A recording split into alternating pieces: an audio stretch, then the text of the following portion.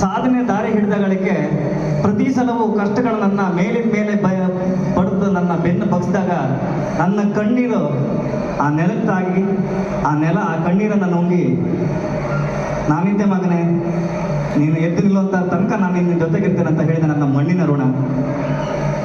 ಅದಾದಮೇಲೆ ಸಾಧನೆ ಹಾದಿಯನ್ನು ಹಿಡಿದು ತುಂಬ ಜನ ಈ ಜಗತ್ತಿನಲ್ಲಿ ಮುಂದುವರಿತಾರೆ. ಅವರೆಲ್ಲರಿಗೂ ಮಾದರಿ ಆಗಬೇಕು ನನ್ನ ಬದುಕು.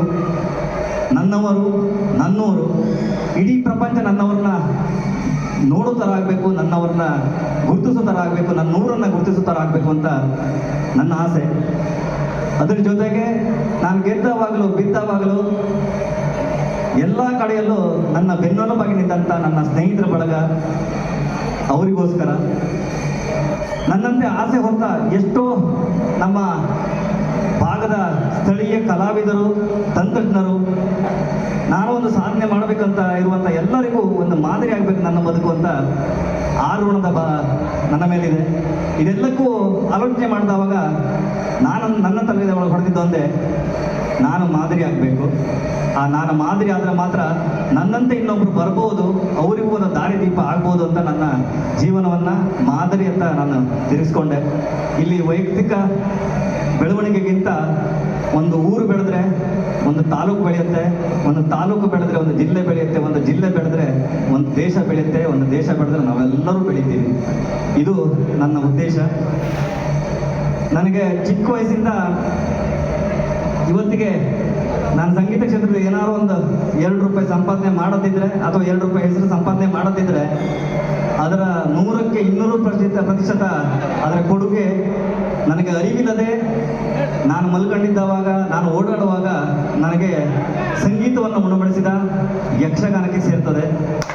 ಆ ಯಕ್ಷಗಾನ ಇಲ್ಲದಿದ್ದರೆ ನಾವು ಯಾರು ಈ ಭಾಗದವರು, ನಾನು ಹೇಳ್ತೀನಿ ಈ ಭಾಗದವರು, ಕರಾವಳಿ ಭಾಗದವರು ನಾವು ಬುದ್ಧಿವಂತರಾಗಲಿಕ್ಕೆ ಸಾಧ್ಯವೇ ಇಲ್ಲ. ಯಾಕಂದರೆ ಎಷ್ಟೋ ಕೋಟಿಗಟ್ಟಲೆ ವರ್ಷಗಳ ಇತಿಹಾಸವನ್ನು ನನಗೆ ಗೊತ್ತಿದ್ದಂಗೆ ನಾವು ಮಲ್ಕೊಂಡಿದ್ದವಾಗ ನಾವು ತಾಳಮದ್ದೆ ಮೂಲಕ, ಯಕ್ಷಗಾನದ ಮೂಲಕ ನಮಗೆ ಏನೋ ಮಲ್ಕೊಂಡಿದ್ರು ನಮ್ಮ ಕಿವಿಯೊಳಗೆ ಅದು ಗುಯ್ಗುಡ್ತಿತ್ತು. ಸೊ ಅದೆಲ್ಲದ ಕೊಟ್ಟಂತ ಯಕ್ಷಗಾನಕ್ಕೆ ನಾನೇನಾದ್ರು ಕೊಡುಗೆ ಅದನ್ನು ಈ ಚೌಕಟ್ಟನ್ನು ಬಿಟ್ಟು ಹೊರಗಿನ ಪ್ರಪಂಚಕ್ಕೆ ನಾನು ತೋರಿಸ್ಕಂತ ನನ್ನ ಒಂದು ಆಸೆ. ಒಂದು 12 ವರ್ಷ ಹಿಂದೆ ನನ್ನ ಆಸೆ ಇಟ್ಕೊಂಡು ಹೊರಟೆ. ಬಟ್ ಆ ಕಾಲಕ್ಕೆ ನನಗೆ ನಾಲೆಜ್ ಸಾಕಾಗಿಲ್ಲ, ಅನುಭವ ಸಾಕಾಗಲಿಲ್ಲ, ಅದ್ರ ಜೊತೆಗೆ ಶಕ್ತಿಯೂ ಸಾಕಾಗಲಿಲ್ಲ, ಆರ್ಥಿಕವಾಗಿ ಶಕ್ತಿ ಸಾಕಾಗಿಲ್ಲ. ಆ ಸಮಯದಲ್ಲಿ ಅನ್ಕೊಂಡೆ, ಯಕ್ಷಗಾನದಲ್ಲಿ ನನ್ನ ಹತ್ರ ಮಾತಾಡ್ದಂಗೆ, ಮಗನೇ ಸ್ವಲ್ಪ ಸಮಯ ತಾಳ, ಅದಕ್ಕೆಲ್ಲದೂ ಕಾಲ ಗುಡಿ ಬರುತ್ತೆ, ಇಡೀ ಕರಾವಳಿ, ಇಡೀ ಪ್ರಪಂಚ ನಿನ್ನ ಬೆನ್ನಿಗೆ ನಿಲ್ಲುವಂಥ ಕಾಲ ಬರುತ್ತಂತೇಳಿ. ಬಹುಶಃ ಆ ದಿನ ಕೂಡಿ ಬಂದಿದೆ.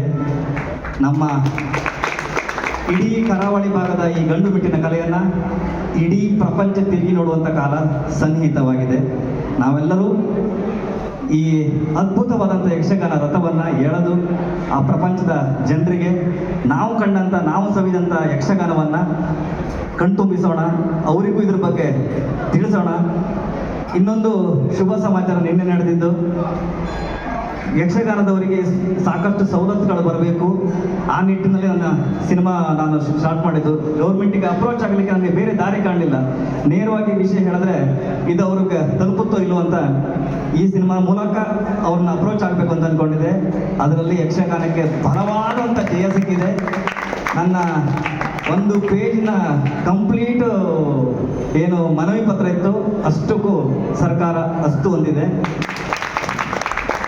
ಇದು ಯಕ್ಷಗಾನಕ್ಕೆ ಸಿಕ್ಕಂಥ ಜಯ. ಇದರಲ್ಲಿ ಈ ಒಂದು ಏನು ಯಕ್ಷಗಾನದ ಪ್ರಯತ್ನದಲ್ಲಿ ನಾನು ಒಬ್ಬ ಭಾಗಿಯಾಗಿದ್ದೀನಿ ಅನ್ನುವಂಥ ಖುಷಿ ನನಗಿದೆ. ಇದು ನನ್ನಿಂದ ಆಗಿದ್ದಕ್ಕಿಂತ ಸಾವಿರಾರು, ಒಂದೊಂದು ಸೀನ್ನಲ್ಲಿ ಹತ್ರ 500,000 ಜನ, ಮೇಕಪ್ ಹಾಕ್ಲಿಕ್ಕೆ 1,000 ಜನ, ಇಷ್ಟು ಜನರಿಗೆ ನಾನು ದುಡಿದಂಥ ದುಡ್ಡು ಅವ್ರಿಗೆ ತಲುಪ್ತಲ್ಲ ಅಂತ ಒಂದು ಮನಸ್ಸಿಗೆ ಆತ್ಮತೃಪ್ತಿ. ಇದೆಲ್ಲವೂ ಅವರ ಸಂಪೂರ್ಣ ಸಹಕಾರದಿಂದ ಮಾತ್ರ ಸಾಧ್ಯ. ಇದೊಂದು ವಿಭಿನ್ನ ಪ್ರಯತ್ನ ಅನ್ನೋದಕ್ಕಿಂತ ಯಕ್ಷಗಾನವನ್ನು ಪ್ರಪಂಚಕ್ಕೆ ತೋರಿಸುವಂಥ ಒಂದು ಪ್ರಯತ್ನ. ಇದರಲ್ಲಿ ನೀವೆಲ್ಲರೂ ನಮ್ಮ ಜೊತೆಗಿದ್ದೀರಿ ಅಂತ ನಂಬಿಕೆ ಇದೆ. ಈ ಯಕ್ಷಗಾನವನ್ನು 18ನೇ ತಾರೀಕಿನಿಂದ ಇಡೀ ಪ್ರಪಂಚಕ್ಕೆ ತೋರಿಸೋಣ. ಧನ್ಯವಾದ.